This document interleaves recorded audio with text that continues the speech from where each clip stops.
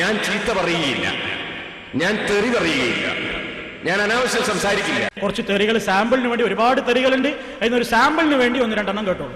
എന്താ സാധനം? ആടിയെല്ലാം കണ്ടാല് ബ്രഷാക്കാൻ പറ്റും. താടി അതും മനസ്സിലായില്ലേ? ഒരു കുന്തത്തിനൊരു താടി. എന്തൊരു തെറ്റാല്! എന്താ വർത്താനം! നല്ല സാലിഹായ വിളിയാ വിളിക്കുന്നേ, തെറിയൊന്നുമല്ല. എന്തൊരു തെറ്റാല്! പഠിച്ചവനെ മസീദ് തെറ്റാൽ ഇയാൾ തന്നെ ഇരിക്കോ? ഇത്തരം വൃത്തികെട്ടൊരു സാധനം. ഉളുപ്പില്ലേ?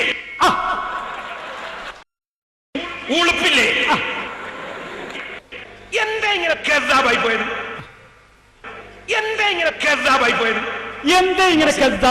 ഇതല്ലേ നമുക്ക് ചോദിക്കാള് അല്ലേ?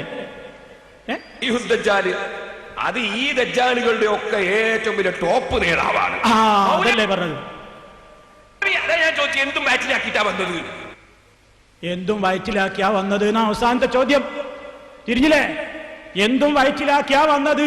പെണ്ണുങ്ങൾ നെഞ്ചത്താണ് കൈവെക്കേണ്ടതെന്ന് മദാഹിബുൽ അർബഈൽ മാത്രമാണോ ഉള്ളത്? ആ മുജാഹിദ് ആശയം നിന്റെ പാഠപുസ്തകത്തിലും ഇല്ലേ? നിന്റെ പുസ്തകത്തിലാണ് പേരോടെ. അവിടെ അള്ളാഹു അതല്ല ഉദ്ദേശിച്ചത്, പേരോടെ ആണെന്ന് തെളിയിക്കാൻ നിന്നെ കൊണ്ട് പറ്റുമോ? എന്ന് നിങ്ങൾ ഓതിയ രൂപത്തിൽ ഒരായത്ത് കാണിച്ചു തന്നാൽ പേരോടാ ഈ പ്രസംഗം ഇന്ന് നിർത്തിവെക്കും. ഈ പരിപാടി ഇവിടെ നിന്റെ ചെരുപ്പെടുത്ത് നടക്കും ഞങ്ങള്.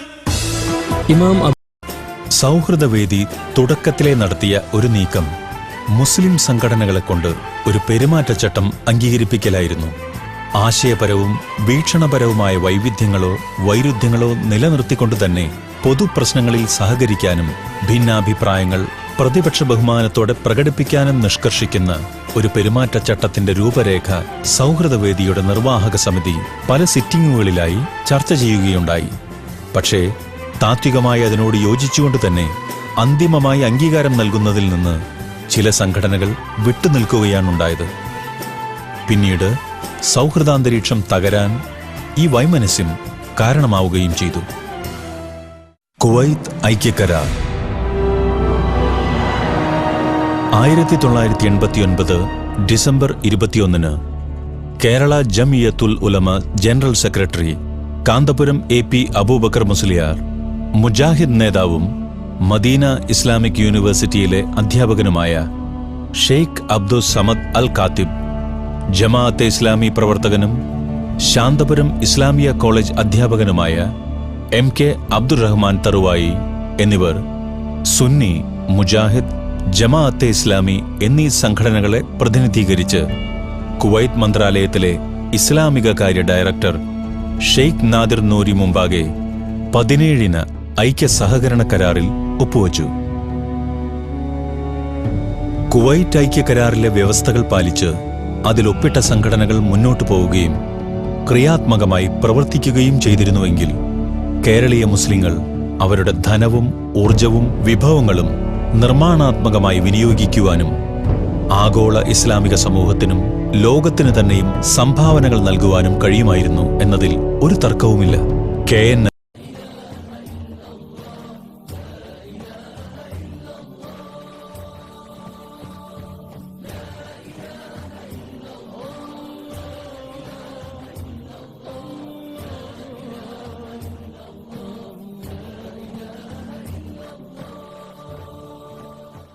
എന്നാൽ ഈ കരാറുകളെയും വ്യവസ്ഥകളെയും കാറ്റിൽ പറത്തിക്കൊണ്ടാണ് ഇന്ന് ഇസ്ലാമിക പ്രഭാഷണം എന്ന പേരിൽ മതപ്രസംഗ സ്റ്റേജുകളെ പൂരപ്പാട്ടുകളുടെ വേദിയായി ഇവർ മാറ്റുന്നത്.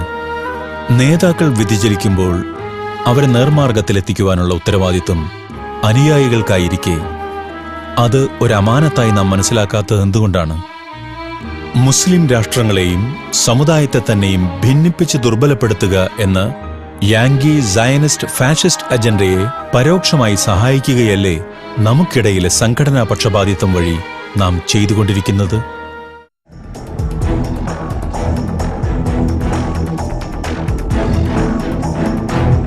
ലോക മുസ്ലിങ്ങൾ എന്നാൽ ഇന്തോനേഷ്യ 20 കോടി, പാകിസ്ഥാൻ 17 കോടി, ബംഗ്ലാദേശ് 14 കോടി, ഇന്ത്യ 16 കോടി, ഈജിപ്റ്റ് 7 കോടി, നൈജീരിയ 4 കോടി, Afghanistan 2 crore, Somalia, Algeria, Iran, Iraq, Libya, Azerbaijan, Morocco, തുർക്കി എന്നിങ്ങനെ 150 കോടി മുസ്ലിങ്ങൾ ലോകത്തിന്റെ വിവിധ ഭാഗങ്ങളിൽ ജീവിക്കുന്നു.